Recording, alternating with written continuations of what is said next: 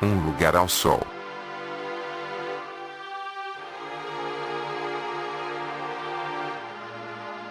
Estrelando Montgomery Clift, Elizabeth Taylor, Shelley Winters, Raymond Burr, Anne Revere, Ian Wolfe, Herbert Hayes, Shepard Strudwick, Fred Clark, Keith Brastel, Frida in Escort, Walter Sand, Ted DeCorsa. Produção e direção. George Stevens. Sinopse. George Eastman é um rapaz pobre que consegue emprego na fábrica de seu tio. Pouco depois, mesmo tendo sido alertado para não se envolver com as funcionárias, ele começa a sair com Alice Tripp, uma colega de trabalho. Certa noite, é convidado pelo tio para participar de uma festa da alta sociedade onde conhece a linda e refinada Angela Vickers. A paixão deles é imediata e irrefreável. Nas semanas seguintes, George vive como se estivesse no paraíso ao lado da bela Angela. O destino, no entanto, é cruel para George, pois Alice torna-se um empecilho para seus planos. O roteiro de Michael Wilson e Harry Brown é uma adaptação do romance de Theodore Dreiser, An American Tragedy, publicado em 1925. A Paramount Studios relutou em fazer o filme, pois, em 1931, já havia adaptado o romance de Theodore Dreiser. A falta de compromisso do estúdio acabou mudando quando o diretor de George Stevens processou-os por impedi-lo de trabalhar e, portanto, violar seu contrato. Embora o filme tenha sido lançado em 1951, foi filmado em 1949.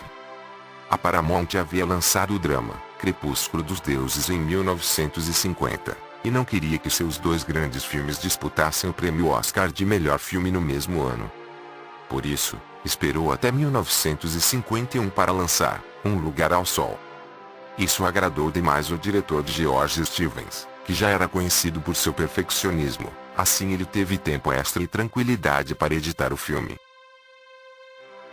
Embora orçado em $1.800.000, os meticulosos métodos de George Stevens resultaram num custo final de uns $2.236.000, e mais de 400.000 pés de filme para serem editados. Stevens e o editor William Hornbeck trabalharam na edição do filme por mais de um ano. O ator e diretor Charles Chaplin considerava este o maior filme já feito sobre a América. Elizabeth Taylor sentiu-se inicialmente intimidada a atuar ao lado de um ator tão prestigiado quanto Montgomery Clift. Porém, Clift conseguiu deixá-la relaxada e, durante o tempo de filmagem, ambos iniciaram sólida amizade que durou até 1966, ano em que o ator morreu. Este foi o primeiro de 3 filmes que Montgomery e Elizabeth atuaram juntos. Os outros 2 foram A Árvore da Vida, 1957, e De Repente, no Último Verão, 1959.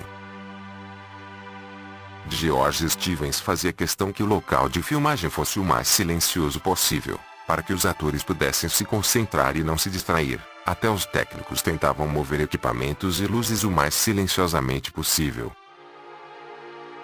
George Stevens frequentemente se referia ao Technicolor como tendo uma qualidade de "oh, que bela manhã", algo completamente inadequado ao tom do filme, por isso foi feito em preto e branco. Exteriores foram filmados em Lago Tahoe, bem como no Lago Cascade, em Nevada. Já estava frio nas Sierras, e antes que Montgomery Clift e Elizabeth Taylor pudessem brincar nas margens do lago, a equipe de produção precisou usar mangueiras para tirar neve do chão e de qualquer árvore que aparecesse nas cenas. Anne Revere, que interpretou a mãe de Montgomery Clift, era apenas 11 anos mais velha do que ele. Ela foi vítima do macartismo, perpetrado pelo senador Joseph McCarthy. Depois desse filme ela só conseguiu voltar a atuar em 1970.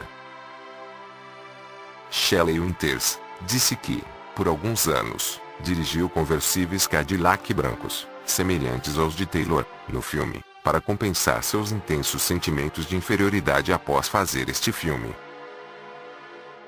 Em sua autobiografia, Shelley Winters descreveu o modo de trabalhar de George Stevens. Ele discutia a cena, mas não as falas, para que a cena tivesse uma qualidade quase improvisadora. Stevens passava horas ensaiando minuciosamente a cena, e depois filmava. Ele disse que dessa maneira costumava ter reações não planejadas dos atores, deixando-os mais espontâneos e humanos. Se planejasse suas reações, elas não ficariam tão boas. Shelley Winters estava determinada a ser testada para o papel de Alice. Na noite anterior à data de ver George Stevens, ela tingiu o cabelo de castanho e comprou algumas roupas humildes, do tipo que vira quando visitar uma fábrica para ver como se vestiam as funcionárias. Ela deliberadamente chegou cedo ao local da reunião e sentou-se em um canto. Quando Stevens entrou, ele nem a notou, até que, ao sair, percebeu que a garota do canto era a atriz Shelley Winters. Erros de continuidade. 1. Shelley Winters disse que a cena de caminhada entre Alice e George após saírem do cinema foi filmada durante várias horas. Como seus pés doíam, ela optou por trocar de sapatos durante um intervalo. Quando notaram que os sapatos de Shelley estavam com cor diferente, o diretor foi informado. George Stevens, mesmo sendo perfeccionista, achou que ninguém olharia para os sapatos dela e, por isso, optou não refazer a cena. 2. Na sala de bilhar, George lança a bola num dos cantos da mesa. Angela entra na sala neste momento. Note que, após o corte, a bola está mais distante da caçapa. 3. Na festa na casa de Eastman, George é visto conversando com Angela ao lado da mesa de bilhar. George segura um taco de bilhar.